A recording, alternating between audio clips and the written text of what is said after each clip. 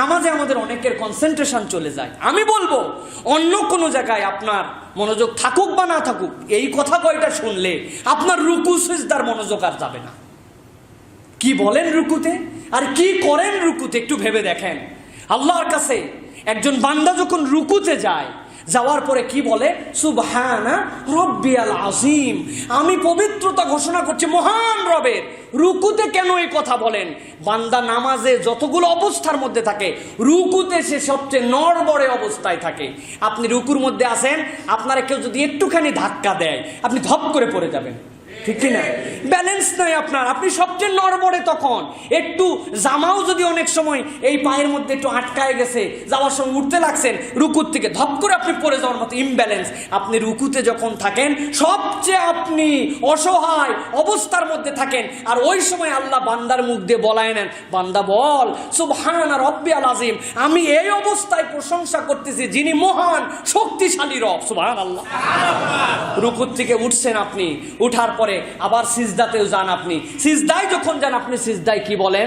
সিজদায় আপনি যাওয়ার পরে একদম মাটির সাথে মিশে গেছেন, এর থেকে নিচু আর আপনার লেভেল নাই নামাজে। আপনি তখন বলতেছেন সুবহানা রব্বিয়াল আলা, আমি যখন সবচেয়ে নিচে, আমার রব তখন সবচেয়ে উপরে।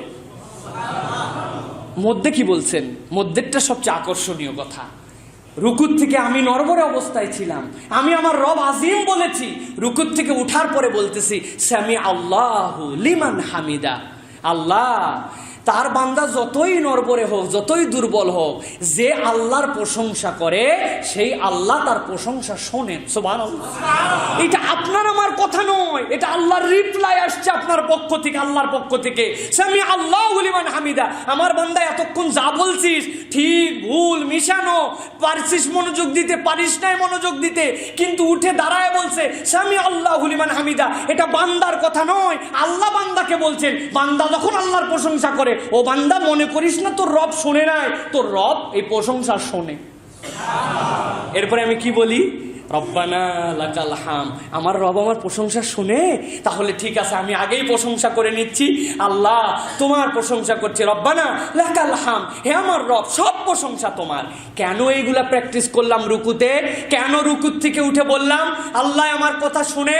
তারপরে কেন বললাম তোমার প্রশংসা? কারণ এখন আমি সিজদায় যাচ্ছি। আল্লাহ রাব্বুল আলামিনের রাসূল বলছেন, যখন বান্দা সিজদায় যায়, আল্লাহর একদম নিকটবর্তী হয়ে যায়। আল্লাহ রাসূল বলছেন, তখন আল্লাহর কাছে বেশি বেশি চাও। বান্দা বলছে রুকুতে নড়বড়ে ছিলাম, তুমি মহান রব, আমি যা বলছি তুমি শোনো, হে আল্লাহ তোমার প্রশংসা। এখন সিজদায় চলে গেছি, তুমি আমার সব দোয়া মোনাজাত কবুল করো। সুবহান রাব্বিয়াল আলা। এই হচ্ছে রুকু আর সিজদা আপনার আমার জন্য। প্রিয় ভাইরা, মনোযোগ থাকবে না? এটা যদি কল্পনা করেন যে আমি এখন সবচেয়ে নড়বড়ে অবস্থায় আছি, ধাক্কা দিলে পিছনতে আমার বাচ্চাও যদি এসে গুতা দেয়, আমি মুসাল্লা ছেড়ে অন্যদিক চলে যাব। এখন আল্লাহ সেই জায়গায় বলতেছে তুমি মহান, তুমি মহান। রুকুর থেকে উঠে বলতেছে আল্লাহ আমি যা বলছি, আমার নামাজে, আমার কেরাতে, আমার তেলাওয়াতে সব ঠিক হয় নাই আল্লাহ, আমি তো প্রপার পারি নাই, কিন্তু আমার রব তো আমার কথা শুনেন, আমার রব আমার কথা শুনছেন। আল্লাহ তোমার প্রশংসা। এখন আমি সিজদায় যাচ্ছি, আল্লাহ আমার কোনো ঝামেলার শেষ নাই, আল্লাহ আমার রিজিকের টানাটানি, আল্লাহ আমি নানান সমস্যায় আছি। এখন সিজদায় যাচ্ছিস, তুই যেহেতু বলছিস তুই তোর বান্দার কথা শুনিস, আমার সিজদায় রাসূল বলছেন বেশি বেশি দোয়া কর। আমি এখন তোমার কাছে দোয়া করতে যাচ্ছি, আল্লাহ তুমি আমার কোনো মোনাজাত শরিয়াত ফেরত দিও না। সুবহানাল্লাহ।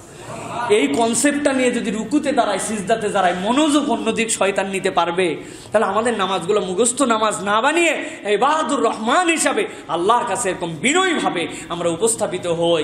আল্লাহ আমাদেরকে তৌফিক দান করুন। আল্লাহুম্মা আমিন।